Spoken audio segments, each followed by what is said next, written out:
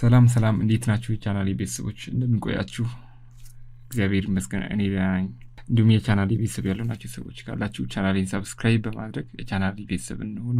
በሌላው ደግሞ ቪዲዮ ከተመቻችሁ ቪዲዮን ላይክ እና ሼር በማድረግ ለሌሎችም እንድትጋሩ መልእክቴን አስተላልፋለሁ። ቀጥታ ወደ ዛሬው ሌክቸር እንገባለን ማለት ነው። የዛሬው ሌክቸር ሩል ኦፍ ላው ኤንድ ፋይት አጋንስት ኮራፕሽን ይላል። ምን ማለት ነው? ሩል ኦፍ ላው እና ፋይት አጋንስት ኮራፕሽን ማለት የህግ የበላይነትና ሙስናን መዋጋት ነው።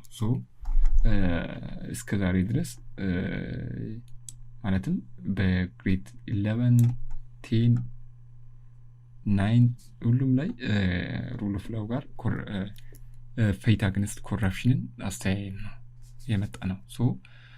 በዛሬው እንግዲህ ሙስናን የመታገል መንገዶች እና እርምጃዎች ወይንም ሙስኞች ላይ ይወሰድ የሚለውን እናያለን። that means what in Africa እና in Ethiopia generally አፍሪካ ላይ ሙስና በጣም ፒክ ሆኗል። that means በጣም ከፍተኛ ደረጃ ደርሷል። that means main case of prevalence of corruption in Africa and many parts of the world not only ለአፍሪካ ብቻ አይደለም በዓለም ብዙ ቦታዎች ላይ ሙስና እንግዲህ በጣም እየገነነ ነው ማለት ነው። absence of rule of law and lack of exemplary ethical leadership are important cases of corruption. የህግ የበላይነት ያለ መኖር እና exemplary ethical leadership በጥሩ ሊደርሺፕ አለመኖሩ ሙስናው በጣም ከፍተኛ ሆኖ ወይንም ሙስናው በጣም በከፍተኛ ደረጃ እየጨመረ እንዲሄድ ምክንያት የሚሆኑ እነዚህ ነገሮች ናቸው ማለት ነው። and the absence of rule of law automatically suggests that exemplary leadership would be difficult no. That is also true no ማለት ነው። okay that means we will see ways of struggling against corruptions and the measures to be taken against corrupt individuals. that means ሙስናን የመታገል መንገዶች እና እርምጃዎች ሙስኞች ላይ ይወሰድ የሚለውን እስቲ እናያለን። ደግሞ controlling corruption in Ethiopia needs to be more closely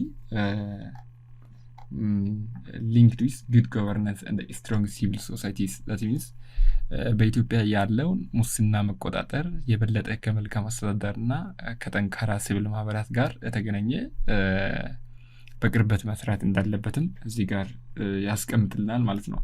Good governance encompasses the dimensions of accountability, openness, and transparency, and predictability and the rule of law. That means ምን ማለት ነው?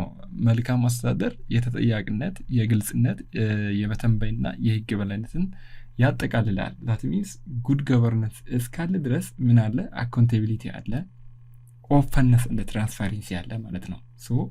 governance good እስከሆነ ድረስ accountability አለ። that means ተጠያቂነት openness and transparency ደግሞ ይሄ ግልጽነትና የበተንበይና የህግ በላይነት ምን ያደርጋል? እነዚህም አሉ ማለት ነው።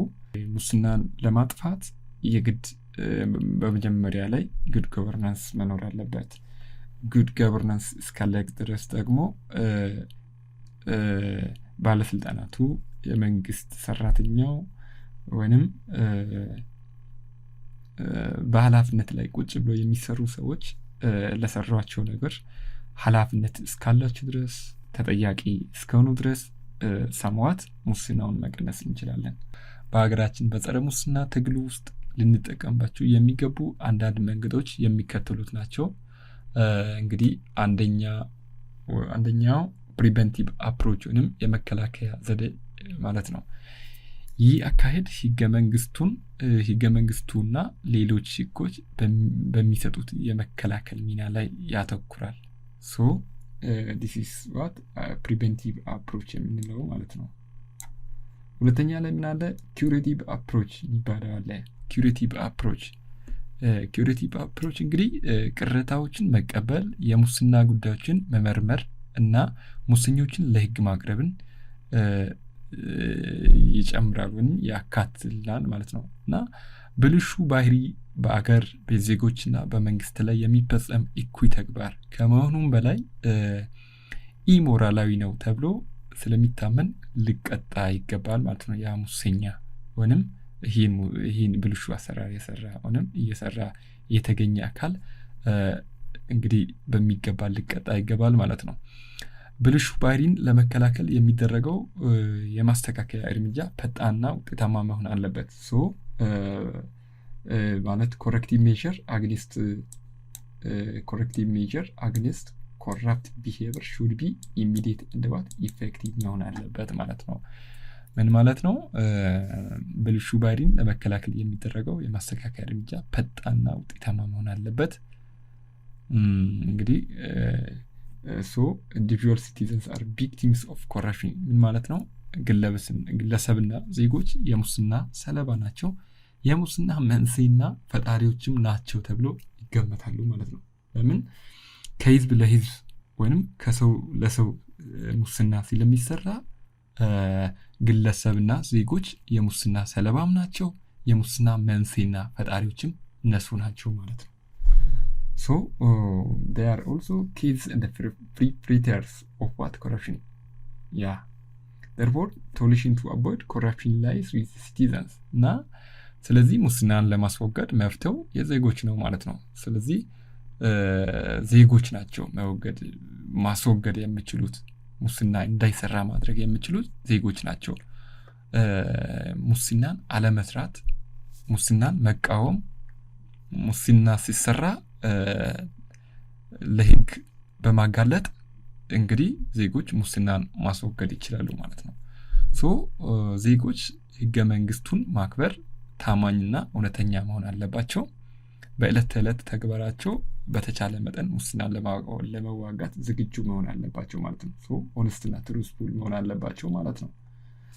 እና ዕለት ተዕለት ዴይሊ አክቲቪቲ ውስጥ እንግዲህ በተቻለ መጠን ሙስናን ለማዋጋት ዝግጁ መሆን አለባቸው ማለት ነው ዜጎች። as corruption has political, economic and social damaging effect. It harms both the government and non-government. That means ሙስና ፖለቲካዊ፣ ኢኮኖሚያዊ እና ማህበራዊ ጉዳት ስለሚያስከትል መንግስታዊና መንግስታዊ ያልሆኑ ድርጅቶችን ምን ያደርጋል? ይጎዳል ማለት ነው። this is all about corruption ማለት ነው። እና therefore institutions have their own role in enforcing the rule of law and different legal regulations to develop transparency and in their work area, and also accountability what they do, and they are accountable to that government or NGO organizations. Citizens must they follow their officials work, and they ask why they do corruption activities, and they also must offend to the duties. Now finally ወይም በመጨረሻም የሙስና ወንጀል ፈጻሚዎቹ በህብረተሰቡ ውስጥ ያሉበት ደረጃና አቋም ምንም ይሁን ምንም ከፍተኛ ቅጣት ሊሰጣቸው ይገባል ማለት ነው። እንግዲህ ሙሰኞቹ እንደዚህ ማድረግ አለብን ማለት ነው። ካልሆነ በጣም አስቸጋሪ ይሆናል። ሙስና እንግዲህ በአንዴ ማጥፋት ባንችልም እየቀነሰን ብንሄድ የሚሰራቸው ስራዎች ተገቢ እስካልሆነ ድረስ ለህግ በማጋለጥ ከሙሰኞች ጋር ባንተባበር የተሻለ ነው ማለት ነው። This is all about unit 2 rule of law and fight against corruption. This is the last lesson for unit 2, and the next lecture or in the next section we will see unit 3 about equality. equality ላይ እስከምንገናኝ ድረስ በሰላም ቆዩ። ባይ ባይ።